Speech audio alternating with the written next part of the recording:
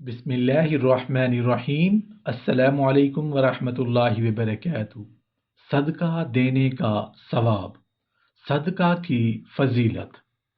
ایک صحابی رضی اللہ عنہ نے عرض کی، یا رسول اللہ صلی اللہ علیہ وآلہ وسلم، مجھے موت سے محبت نہیں ہے، کیا علاج کروں؟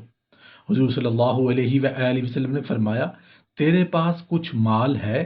انہوں نے عرض کیا کہ ہے۔ حضور صلی اللہ علیہ وآلہ وسلم نے فرمایا کہ اس کو آگے چلتا کرو۔ آدمی کا دل مال سے لگا رہتا ہے، جب اس کو آگے بھیج دیتا ہے تو خود بھی اس کے پاس جانے کو جی چاہتا ہے، اور جب پیچھے چھوڑ جاتا ہے تو خود بھی اس کے پاس رہنے کو جی چاہتا ہے۔ میت صدقہ کو کیوں ترجیح دیتی ہے، یا مردہ لوگ صدقہ کو کیوں ترجیح دیتے ہیں؟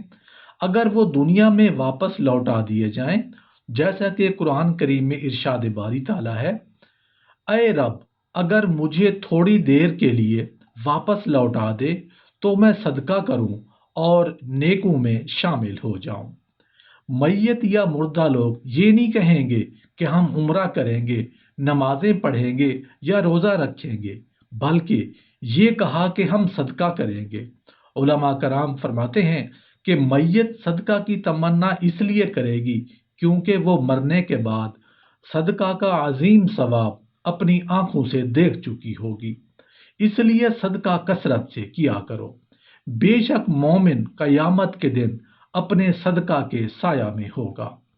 صدقہ گناہوں کا کفارہ ہے۔ ارشاد نبوی صلی اللہ علیہ وآلہ وسلم ہے کہ روزہ ڈھال ہے اور صدقہ گناہوں کو اس طرح ختم کر دیتا ہے جیسے پانی آگ کو بجھا دیتا ہے۔ محشر میں صدقہ سایہ ہے۔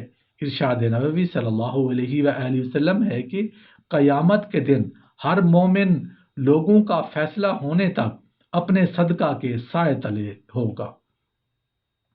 صدقہ عذاب قبر سے نجات ہے۔ ارشاد نبوی صلی اللہ علیہ وآلہ وسلم ہے کہ بلا شبہ صدقہ قبر والوں پر سے قبر کی گرمی اور شدت کو ختم کر دیتا ہے۔ صدقہ برے خاتمہ سے نجات دیتا ہے۔ ارشاد نبوی صلی اللہ علیہ وآلہ وسلم ہے کہ صدقہ اللہ تعالیٰ کے غضب کو ٹھنڈا کرتا ہے اور بری موت کو دفع کرتا ہے۔ صدقہ کیا ہوا مال ہی باقی ہے۔ نبی کریم صلی اللہ علیہ وآلہ وسلم نے فرمایا کہ انسان کہتا ہے میرا مال، میرا مال، حالانکہ اے انسان، تیرا مال ایک تو وہ ہے جو تو نے کھا کر ختم کر دیا، یا دوسرا پہن کر بوسیدہ کر دیا، یا تیسرا صدقہ کر کے آخرت کے لیے آگے بھیج دیا۔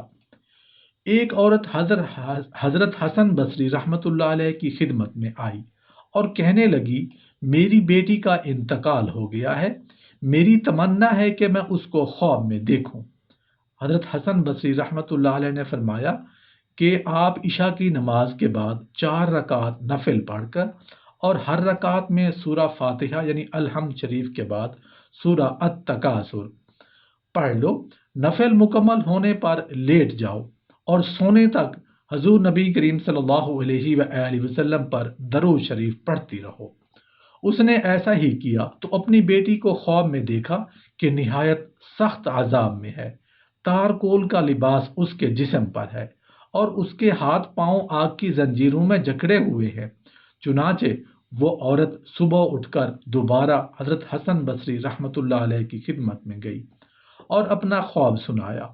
انہوں نے یہ اندوہناک حالت سن کر فرمایا کہ اپنی بیٹی کی طرف سے صدقہ کرو، شاید اللہ جل شانہ صدقے کی وجہ سے تیری بیٹی کا عذاب ختم فرما دے۔ اگلی رات خود حضرت حسن بصری رحمۃ اللہ علیہ نے خواب میں دیکھا کہ جنت کے باغ میں ایک نہایت اونچے تخت پر ایک حسین و جمیل لڑکی بیٹھی ہے، جس کے سر پر نور کا تاج ہے، اور کہہ رہی ہے، اے حسن، میں وہی لڑکی ہوں جس کی ماں آپ کے پاس آئی تھی۔ فرمانے لگی، تیری ماں تو تیری حالت اس کے برعکس بتائی تھی۔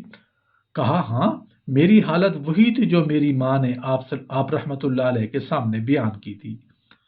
ہم 70 مردے اسی عذاب میں مبتلا تھے۔ ایک صالح شخص کا ہمارے قبرستان کے قریب سے گزر ہوا، انہوں نے ایک مرتبہ درود شریف پڑھ کر اس کا ثواب ہمیں ہدیہ کر دیا۔ ان کا درود اللہ پاک کے ہاں اتنا مقبول ہوا کہ اس کی برکت سے ہم سب اس عذاب سے آزاد کر دیے گئے اور ہمیں جنت میں یہ رتبہ مل گیا۔ حضرت عائشہ صدیقہ رضی اللہ عنہ کی اس حدیث میں کہ جہاں صدقہ کا بیان ہے وہاں لڑکیوں کی پرورش کی فضیلت بھی مذکور ہے۔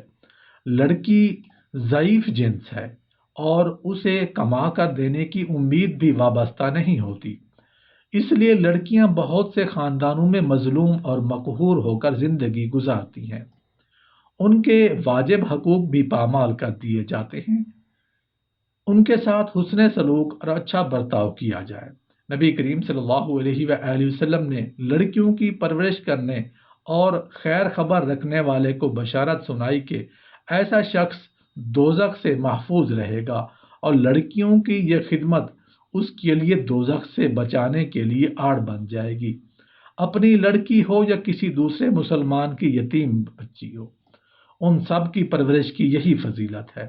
بہت سی عورتیں سوتیلی لڑکیوں پر ظلم کرتی ہیں اور بہت سے مرد اپنی بیوہ لڑکی یا غیر شادی شدہ لڑکی سے گھبرا جاتے ہیں جس کا نکاح ہونے میں کسی وجہ سے دیر ہو، اور بعض مرد نئی بیوی کی وجہ سے پہلی بیوی کی اولاد پر ظلم کرتے ہیں۔